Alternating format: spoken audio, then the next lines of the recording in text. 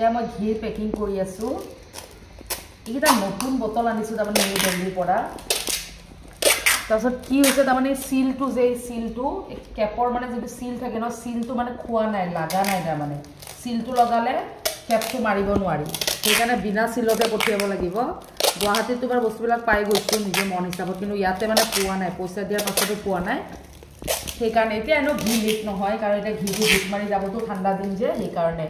আৰু এইবিলাক গুতে আগৰ অৰ্ডাৰ আৰু বহুতে কমেন্ট কৰি থাকে ঘিউ বিচাৰি মই একদম স্পষ্টীকৰণ ইয়াতে দি দিছো এয়া আমাৰ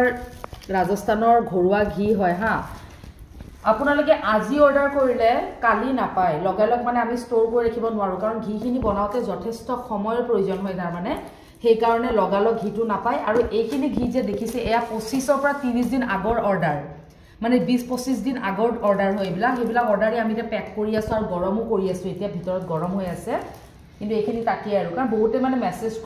কৰাৰ লগে লগে মানে লগালগ লাগে বুলি কয় আসলে লগালগ দিব নোৱাৰি কাৰণ আমাৰ যেটো ইমান বেছি লাৰ্জ প্ৰডাকশন নহয়তো সো লাৰ্জ প্ৰডাকশন নোহোৱাৰ কাৰণে আমি মানে ঘিটো লগালগ দিব নোৱাৰো সেই কাৰণে কাৰোবাক যদি লাগে আগতীয়াকৈ অৰ্ডাৰ কৰিব আগতীয়াকৈ অৰ্ডাৰ কৰাৰ পাছতহে তাৰ মানে আমি ঘিটো দিব পাৰিম এইটো ঘিটো চাওক কি কালাৰ এই দানা দানা ৰাজস্থানৰ ঘি এটুৱে মানে পৰিচিত একদম দানা দানা হৈ থাকে এই সিলটো যে আছে সিলটো দেখিছেন এটো সিল কৰোৱে আমি কিন্তু সিলটো দিলে মানে উছৰ পান তোৰ 5 মিনিট লেকে ৰাখা না সিলটো লগালে মানে এই কেপটো মাৰা না যায় সেইকাৰণে মই সিলটো উলাই দিছো আৰু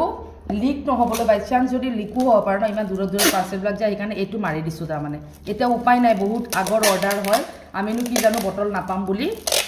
সো এইকাৰণে বেছি চিন্তা কৰিব নালাগে এইবিলাক গুটেইবিলাক এইখিনি বটল এটা ফিল হ'ব গতিকে কাৰোবাক লাগিলে জনাব আমাৰ কন্টাক্ট নাম্বাৰটো আমি আমাৰ ইয়াতে পিন কৰি দিছো কমেন্ট বক্সত আপোনালোকে চাব চাই মেলি WhatsAppত মেসেজ কৰিব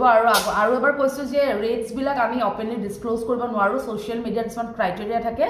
গতিকে আপোনালোকে ডাইৰেক্ট WhatsAppত মেসেজ কৰিব পাই যাব ৰেটস বিলাক আৰু WhatsAppত মেসেজ কৰিলে যে লবই লাগিব তাৰ কোনো কথা নাই হে আৰু